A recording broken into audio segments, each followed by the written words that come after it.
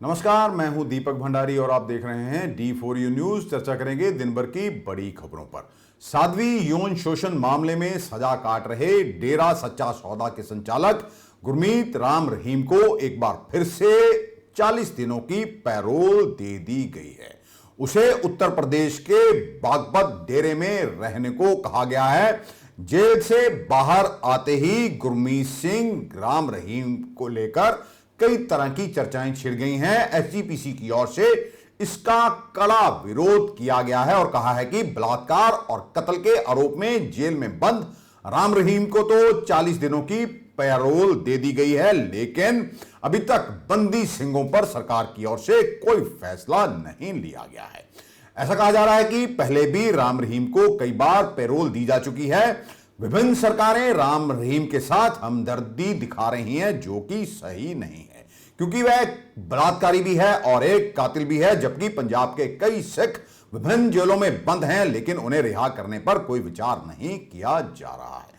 क्या सच में राम रहीम को इसलिए पैरोल दी जाती है कि जब किसी राज्य में चुनाव होते हैं? अब क्योंकि कहा जा रहा है कि विधानसभा चुनाव हैं हरियाणा और हिमाचल में, और राम रहीम की अच्छी खासी फॉलोअर है पंजाब में, हरियाणा में और हिमाचल में। जेल से बाहर आकर वह अपने समर्थकों को क्या किस पार्टी के पक्ष में वोट देने के लिए कहते हैं, यह संदेश उनके आश्रम से जारी होता है। इसी को लेकर इस पर नया विवाद छिड़ गया है। SYL यानी कि सतलुज यमुना लिंक नहर, जो कि दो राज्यों में एक बड़ा मुद्दा रही है, पंजाब और हरियाणा के बीच। एक दिन पहले मुख्यमंत्री भगवंत मान और हरियाणा के मुख्यमंत्री मनोहर लाल खट्टर के बीच हुई बैठक किसी नतीजे पर नहीं पहुंची, क्योंकि पंजाब का यह कहना है कि हमारे पास पानी नहीं है। मुख्यमंत्री भगवंत मान का यह कहना है कि हमारे पास देने के लिए एक बूंद पानी नहीं है। जबकि 1981 में SYL एग्रीमेंट ये बनाया गया था, तब से इस पर सियासत होती रही है।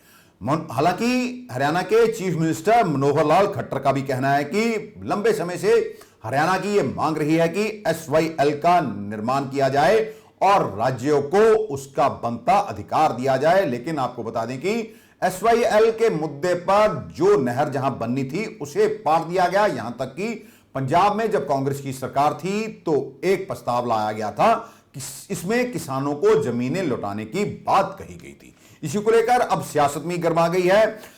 कांग्रेस के प्रदेश अध्यक्ष अमरिंदर सिंह राजा वड़िंग ने भी मुख्यमंत्री भगवंत मान पर तंज कसा और यह कहा है कि SYL मुद्दे पर स्टैंड स्पष्ट करें और पूर्व सरकारों को कोसना मुख्यमंत्री बंद कर दें। पूर्व कैबिनेट मंत्री और अकाली दल के नेता बिक्रम सिंह मजीठिया ने भी इसी को लेकर सरकार को घेरा है और संगरूर से चुने गए सांसद सिमरनजीत सिंह मान ने भी इस पर टिप्पणी की है। भगवंत मान जी एक गलती कर गए तुसी। मैं थोड़े तो दो गल्लां दी स्पष्टता चाहुंदा, थोड़ा इहदे ते जरूर टिप्पणी चाहुंदा, क्योंकि सब जानदे थोड़ा रिमोट कंट्रोल केजरीवाल साहब दे हत्थ 'च। जब तुसी हरियाणे जाके बहिने हो, मैं वीडियो भी शेयर कीती है, तुसी कहंदे हो पंजाब नूं पानी मिलना चाहिदा, मगर नाल ही कह दिंदे हो कि हरियाणे नूं भी मिलना चाहिदा ते दिल्ली नूं भी मिलना चाहिदा। सब नूं पता है कि थोड़े गुप्ता जी जिहड़ा मैंबर ऑफ पार्लीमेंट ने राज्य सभा दे आम आदमी पार्टी दे, वो कहंदे 2024 तक हरियाणे दे कोने-कोने 'च SYL दा पानी पहुंचाता जाऊगा। की भगवंत मान जी तुसी जे पंजाब दे हक्कां दी गल करदे हो, सब नूं पता पंजाब 'च पानी दा दर कित्थे चले गया, किन्ने ब्लॉक पंजाब दे पानी तो वांझे हो चले हौली हौली करके, बिकॉज ऑफ पानी दा पੱਧਰ थल्ले जाण करके। की तुसी ਅੱਜ ਕਮਿਟਮੈਂਟ ਕਰਦੇ ਹੋ ਕਿ ਤੁਸੀਂ ਗੁਪਤਾ ਜੀ ਨੂੰ, ਜਿਹਨੂੰ ਰਾਜ ਸਭਾ ਦੀ ticket, who was handpicked chosen by Arvind Kejriwal, ਉਹਨੂੰ ਪਾਰਟੀ ਤੋਂ ਬਾਹਰ ਦਾ ਰਸਤਾ ਵਿਖਾਓਗੇ? ਕਿਉਂਕਿ ਜੇ ਨਹੀਂ ਵਿਖਾਇਆ, ਉਹ ਅੱਜ ਹਰਿਆਣੇ ਦੇ ਇੰਚਾਰਜ ਹੈ, ਫਿਰ ਮੈਂ ਸਮਝੂਗਾ ਕਿ ਇੱਥੇ ਤੁਸੀਂ ਇਨਡਾਇਰੈਕਟ ਸਪੋਰਟ ਉਸ ਮੈਂਬਰ ਪਾਰਲੀਮੈਂਟ ਗੁਪਤਾ ਜੀ ਦੀ ਕਰਦੇ ਹੋ, ਜਿਨੇ ਇਹ ਗੱਲ ਦੁਹਰਾਈ ਹੈ ਕਿ ਪੰਜਾਬ ਤੋਂ SYL ਦਾ ਪਾਣੀ ਹਰਿਆਣੇ ਦੇ ਕੋਨੇ-ਕੋਨੇ 'ਚ ਜਾਊਗਾ। ਇਸ ਲਈ ਲੋਕਾਂ ਨੂੰ ਮੂਰਖ ਬਣਾਉਣ ਦੀ ਕੋਸ਼ਿਸ਼ ਨਾ ਕਰੋ। ਔਰ ਦੂਜੀ ਗੱਲ, ਕੀ ਤੁਸੀਂ ਅਰਵਿੰਦ ਕੇਜਰੀਵਾਲ ਦੇ ਖਿਲਾਫ, ਗੁਪਤਾ ਜੀ ਦੇ ਖਿਲਾਫ ਔਰ ਅਰਵਿੰਦ ਕੇਜਰੀਵਾਲ ਦੇ ਖਿਲਾਫ ਜੋ ਸੁਪਰੀਮ ਕੋਰਟ 'ਚ ਉਹਨੇ ਐਫੀਡੇਵਿਟ ਦਿੱਤਾ ਹੈ ਕਿ ਦਿੱਲੀ ਨੂੰ ਵੀ ਪਾਣੀ ਮਿਲਣਾ ਚਾਹੀਦਾ, ਕੀ ਤੁਸੀਂ ਅਰਵਿੰਦ ਕੇਜਰੀਵਾਲ ਦੇ ਖਿਲਾਫ ਖੜੇ ਹੋ ਕੇ ਕਹੋਗੇ ਕਿ ਉਹ ਐਫੀਡੇਵਿਟ ਵਾਪਸ ਲਓ? ਵੇਖੋ, ਪਹਿਲੀ ਗੱਲ ਤਾਂ ਪੰਜਾਬ ਦੇ ਮੁੱਖ ਮੰਤਰੀ ਸਾਹਿਬ ਨੂੰ ਇਹਦੀ ਤਿਆਰੀ ਕਰਨੀ ਚਾਹੀਦੀ ਸੀ। ਤਿਆਰੀ ਤੋਂ ਭਾਵ ਇਹ ਹੈ ਕਿ तमाम ਉਹ ਲੋਕ ਜਿਨ੍ਹਾਂ ਨੂੰ ਪਾਣੀਆਂ ਦੀ ਨੌਲੇਜ ਹੈ, ਉਹ ਫਾਰਮਰ ਲੀਡਰ ਸਾਡੇ ਸਾਰੀਆਂ ਪਾਰਟੀਆਂ ਦੇ ਆਗੂ ਸਹਿਬਾਨ ਨਾਲ ਬੈਠ ਕੇ ਚਰਚਾ ਕਰਨੀ ਚਾਹੀਦੀ ਸੀ। ਮੈਂ ਲਿਖਿਆ ਵੀ ਸੀ ਤਾਂ ਜੋ ਪੰਜਾਬ ਦੇ ਲੋਕ ਤੇ तमाम ਪਾਰਟੀਆਂ ਦੇ ਆਗੂ ਸਹਿਬਾਨ ਤੇ ਸਾਡੇ ਕਿਸਾਨ ਭਰਾ, ਉਹ ਕਿਸਾਨ ਦੇ ਆਗੂ ਉਹ ਚਾਹੁੰਦੇ, ਉਹ ਫਿਰ ਅਸੀਂ ਗੱਲ ਕਰਦੇ, ਉੱਥੇ ਗੱਲ ਕਰਦੇ। ਔਰ ਵੈਸੇ ਕਨਸਟੀਟਿਊਸ਼ਨਲ ਸਾਡਾ ਹੱਕ ਹੈਗਾ, ਹਰਿਆਣਾ ਦਾ ਹੱਕ ਹੀ ਨਹੀਂ ਬਣਦਾ। ਖੱਟਰ ਸਾਹਿਬ ਇਹ ਗੱਲ ਕਹਿ ਰਹੇ ਨੇ ਕਿ ਪਹਿਲਾਂ ਨਹਿਰ ਬਣਾਓ, ਬਈ ਤੁਹਾਡਾ ਕੋਈ ਹੱਕ ਹੀ ਨਹੀਂ ਹੈ। ਔਰ ਮਗਰਲੀਆਂ ਸਰਕਾਰਾਂ, ਕੈਪਟਨ ਅਮਰਿੰਦਰ ਸਿੰਘ ਦੀ ਸਰਕਾਰ ਸੀ, ਚਾਹੇ ਉਹ ਅਕਾਲੀ ਦਲ ਦੀ ਸਰਕਾਰ ਸੀ, ਅਸੀਂ ਰੈਜ਼ੋਲੂਸ਼ਨ ਵੀ ਪਾ ਕੇ ਵਿਧਾਨ ਸਭਾ ਦੇ ਵਿੱਚ ਭੇਜਤੇ, ਯੂਨੈਨਿਮਸਲੀ ਹੋ ਗਏ, ਸਰ ਪਾਰਟੀ ਲੜਾਈ ਲੜਤੀ ਵੀ ਪਾਣੀ ਬਿਲਕੁਲ ਨਹੀਂ ਜਾਏਗਾ। ਹਾਲਾਂਕਿ ਇੱਥੋਂ ਤੱਕ ਹੋ ਗਿਆ ਵੀ ਲੋਕਾਂ ਦੀਆਂ ਜ਼ਮੀਨਾਂ ਵਾਪਸ ਕਰ ਦਿੱਤੀਆਂ ਜਾਣ ਜਿਹੜੀਆਂ ਅਕਵਾਇਰ ਕੀਤੀਆਂ ਸਨ, ਇੰਤਕਾਲ ਉਹਨਾਂ ਨੂੰ ਕਹਿ ਦਿੱਤਾ ਗਿਆ ਵੀ ਉਹ ਕਰ ਦਿੱਤੇ ਜਾਣ। ਨਹਿਰ ਨੂੰ ਭਰਨ ਦਾ ਕੰਮ ਸ਼ੁਰੂ ਹੋ ਗਿਆ ਸੀ। ਹੁਣ ਇਹ ਸਰਕਾਰ ਉਸ ਮੁੱਦੇ ਤੇ ਕੀ ਕਰਦੀ ਹੈ? ਮਾਨ ਸਾਹਿਬ ਦੀ ਸਰਕਾਰ, ਇਹਨਾਂ ਦਾ ਕੀ ਸਟੈਂਡ ਹੈ? ਇਹ ਗੱਲ ਕਹਿ ਦੇਣੀ ਹਰੇਕ ਹੀ ਮੁੱਦੇ ਤੇ, ਕੋਈ ਨਸ਼ਾ ਕਰਦਾ ਫੜਿਆ ਗਿਆ ਤਾਂ ਕਹਿ ਦੇਣਾ ਇਹ ਕੰਡੇ ਉਹਨਾਂ ਨੇ ਬੀਜੇ, ਕੋਈ ਮਾਈਨਿੰਗ ਦਾ ਫੜਿਆ ਗਿਆ ਤੇ ਕਹਿਣਗੇ ਉਹਨਾਂ ਦੇ ਕੰਡੇ ਬੀਜੇ, ਕੋਈ ਹੋਰ ਹਾਲਾਤ 10,000 ਕਰੋੜ 15,000 ਕਰੋੜ ਦਾ ਕਰਜ਼ਾ ਲੈਣਾ ਪਿਆ ਤਾਂ ਕਹਿਣਗੇ ਉਹਨਾਂ ਦੇ ਕੰਡੇ ਬੀਜੇ ਹੈ। ਇਹ ਕਦ ਤੱਕ ਹੁਣ ਇਹ ਕਹਿਣਗੇ ਵੀ ਇਹ ਸਾਡੇ ਕੰਡੇ ਬੀਜੇ ਹੈ? 92 ਸੀਟਾਂ ਦੇ ਨਾਲ ਮਾਨ ਸਾਹਿਬ ਨੂੰ ਪੰਜਾਬ ਦਾ ਮੁੱਖ ਮੰਤਰੀ ਬਣਾਇਆ ਹੈ। ਪੀਪਲ ਆਰ ਵਾਚਿੰਗ ਹਿਮ, ਲੋਕ ਵੇਖ ਰਹੇ ਨੇ ਕਿ ਕੀ ਸਟੈਪਸ ਮਾਨ ਸਾਹਿਬ ਦੀ ਸਰਕਾਰ ਲੈ ਰਹੀ ਹੈ, ਕਿਸ ਤਰ੍ਹਾਂ ਦੀ ਲੜਾਈ ਲੜੇਗੀ, ਕੀ ਵੱਖਰਾ ਕਰੇਗੀ ਪੰਜਾਬ ਦੇ ਕਿਸਾਨਾਂ ਦੇ ਵਾਸਤੇ ਜਿਹੜੇ ਵੱਡੇ ਵੱਡੇ ਵਾਅਦੇ ਕੀਤੇ ਸੀ ਬਦਲਾਵ ਦੀ ਸਰਕਾਰ ਬਣਾਉਣ ਤੋਂ ਪਹਿਲਾਂ। SYL ਤੇ ਕੀ ਨਵਾਂ ਫੈਸਲਾ ਲੈ ਕੇ ਆਏਗੀ, ਕੀ ਭਗਵੰਤ ਸਿੰਘ ਮਾਨ ਕਹਿਣ? ਹਜੇ ਤੱਕ ਇੰਨੀ ਗੱਲ ਹੀ ਨਹੀਂ ਕਲੀਅਰ ਕਰ ਸਕੇ ਕਿ ਤੁਹਾਡਾ ਰਾਜ ਸਭਾ ਮੈਂਬਰ, ਉਹਨੂੰ ਕਹਿਣਾ ਚਾਹੀਦਾ ਹਟ ਪਿੱਛੇ।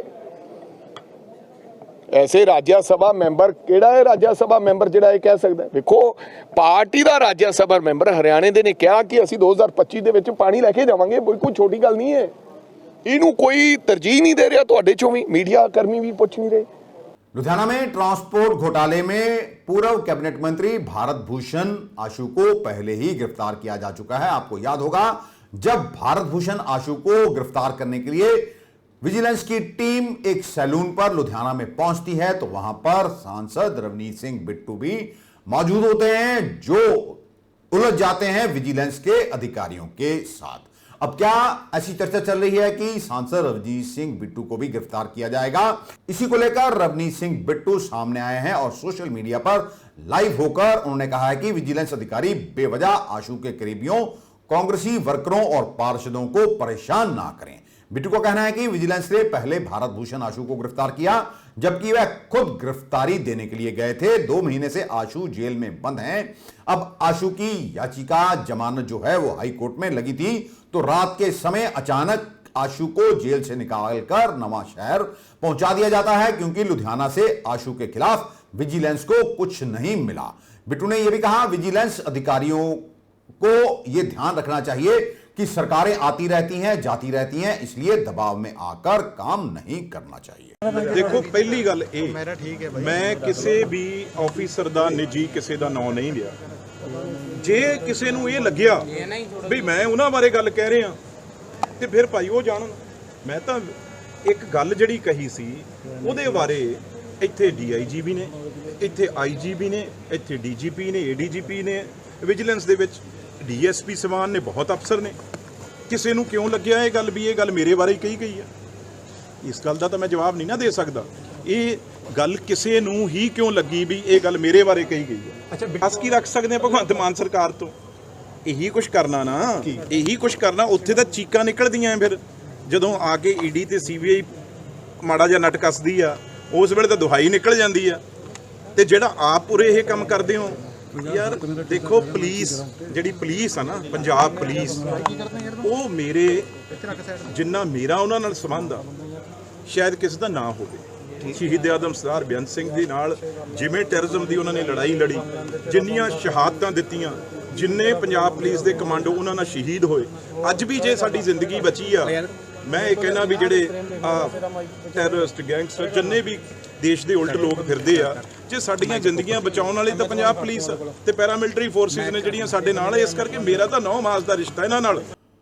पंजाबी सिंगर सिद्धू मूसेवाला के गीत SYL में दिखाई देने वाले बलविंदर जटाना और ननकाना साहब गुरुद्वारा के लिए जमीन देने वाले राय बुलार भट्टी की तस्वीर को शनिवार को गोल्डन टेंपल में बने सिख अजायब घर में लगा दिया गया है।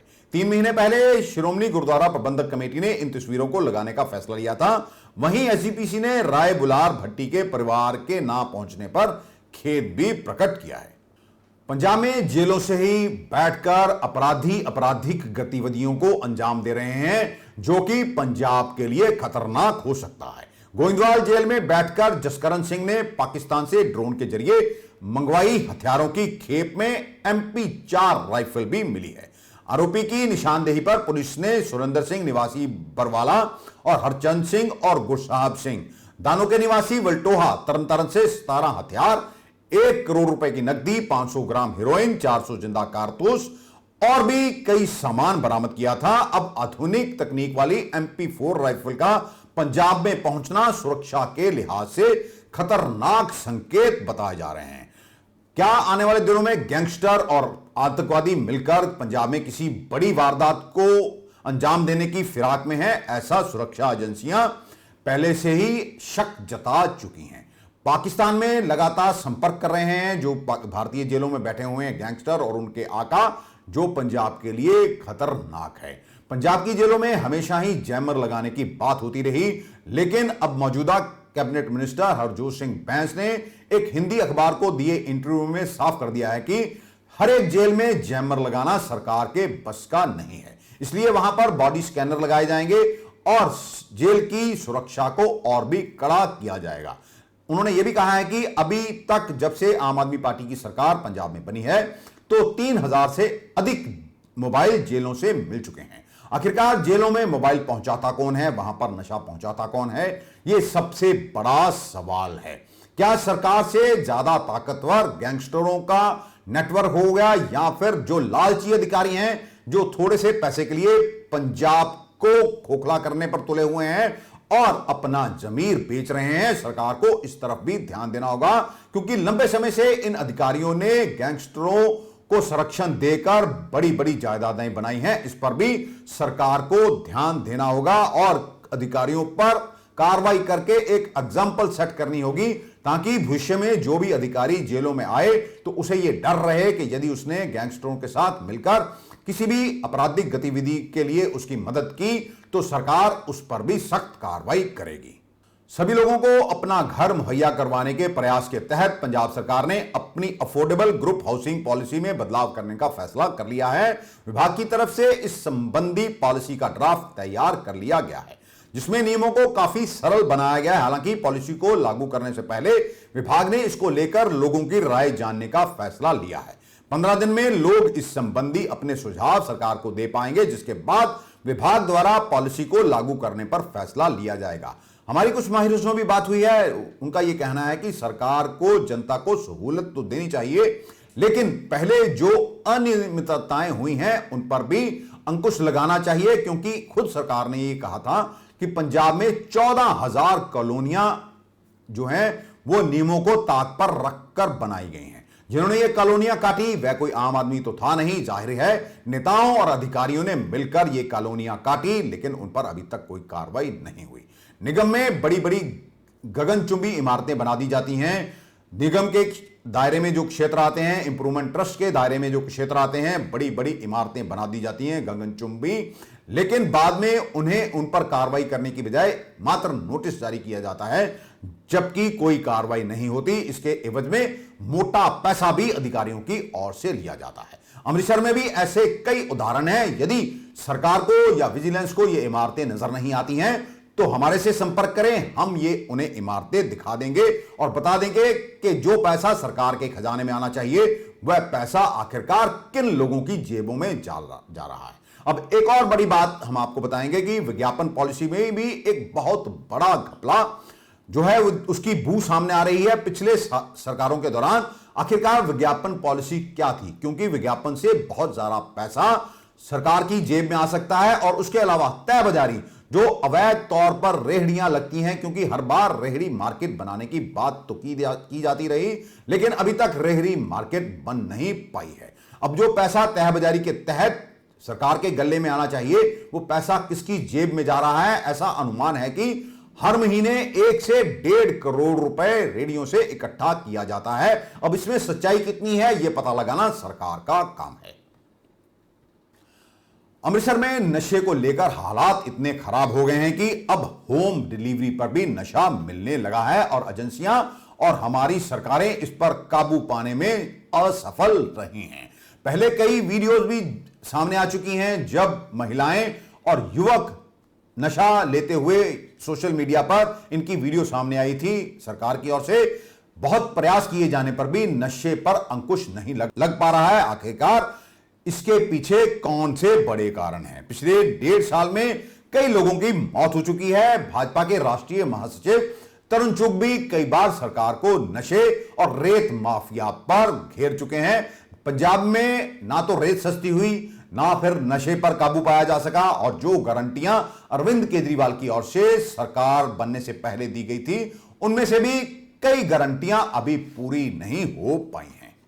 पिछले 2 महीने में आम आदमी पार्टी ने गुजरात में पूरी ताकत झोंक रखी है ताकि सरकार वहां पर बनाई जा सके। आम आदमी पार्टी के राष्ट्रीय संयोजक और दिल्ली के मुख्यमंत्री अरविंद केजरीवाल लगातार गुजरात में सभाएं कर रहे हैं। इसी बीच आम आदमी पार्टी के गुजरात के अध्यक्ष एक के बाद एक संकट खड़ा कर रहे हैं सरकार के अपनी ही पार्टी के लिए। उनके कई वीडियो भी सामने आए हैं। उनके द्वारा कही गई बातों को लेकर सियासी पंडित इसे आत्मघाती करार दे रहे हैं। इन वीडियो के चलते क्या अरविंद केजरीवाल को भी बैकफुट पर आना पड़ा है? क्या इससे भाजपा को फायदा होगा? ये तो आने वाला समय ही बताएगा, क्योंकि जिस तरह से 2017 में आम आदमी पार्टी की परफॉर्मेंस गुजरात में रही थी, तो लगता तो नहीं है कि गुजरात में कोई करिश्मा आम आदमी पार्टी जो नेता कर पाएंगे, क्योंकि 2017 में 30 उम्मीदवारों को आम आदमी पार्टी ने चुनाव में उतारा था और लगभग इन सभी की जमानत जब्त हो गई थी। लेकिन तब भाजपा को 99 सीटें मिली थी और कांग्रेस को 77 सीटें हासिल हुई थी। अभी भी सी वोटर सर्वे हुआ है जिसमें 1 नंबर पर भाजपा, दूसरे नंबर पर कांग्रेस और तीसरे नंबर पर आम आदमी पार्टी को बताया जा रहा है। आपको बता दें कि गुजरात में पिछले 24 सालों से भारतीय जनता पार्टी का कब्जा है। हर बार यहां भाजपा की मुख्य लड़ाई कांग्रेस से ही रही है, लेकिन इस बार आम आदमी पार्टी ज्यादा टक्कर देने के साथ चुनावी मैदान में उतरी है। हाल ही में आम आदमी पार्टी ने पंजाब में ऐतिहासिक जीत हासिल की, क्योंकि पंजाब में रिवायती पार्टियों से लोग तंग आ चुके थे। क्या गुजरात में भी स्थिति वही है? ये तो लोग ही बेहतर जानते होंगे, लेकिन आम आदमी पार्टी के नेता जिस तरह वहां पर काम कर रहे हैं, उन्हें इस बार उम्मीद तो है, लेकिन ये तो आने वाला समय ही बताएगा कि उस पर वह खराबी उतरते हैं या नहीं। क्योंकि आम आदमी पार्टी के गुजरात के अध्यक्ष गोपाल इटालिया ने प्रधानमंत्री नरेंद्र मोदी के खिलाफ अपमानजनक टिप्पणी की थी। इसका वीडियो सोशल मीडिया पर वायरल हुआ था। इसके बाद गोपाल इटालिया ने प्रधानमंत्री नरेंद्र मोदी की मांग को लेकर भी एक टिप्पणी की थी। इटालिया ने इस वीडियो में एक बार फिर प्रधानमंत्री नरेंद्र मोदी के लिए अभद्र भाषा का इस्तेमाल किया था। उनकी मां हीराबेन के लिए भी उन्होंने कुछ अपशब्द कहे थे। तीसरे वीडियो में इटालिया ने मंदिर और कथाओं को शोषण का अड्डा बताते हुए महिलाओं को वहां पर ना जाने की सलाह दी थी। भाजपा इन वीडियो के सहारे आम आदमी पार्टी को घेरने में जुटी हुई है। इस संबंध में राष्ट्रीय महिला आयोग ने इटालिया को सम्मन भेजा था। बुधवार को आयोग के दफ्तर में हंगामे के बाद दिल्ली पुलिस ने इटालिया को कुछ देर के लिए हिरासत में भी लिया था। आज के लिए बस इतना ही। कल आपके समक्ष फिर हाजिर होंगे। तब तक के लिए नमस्कार।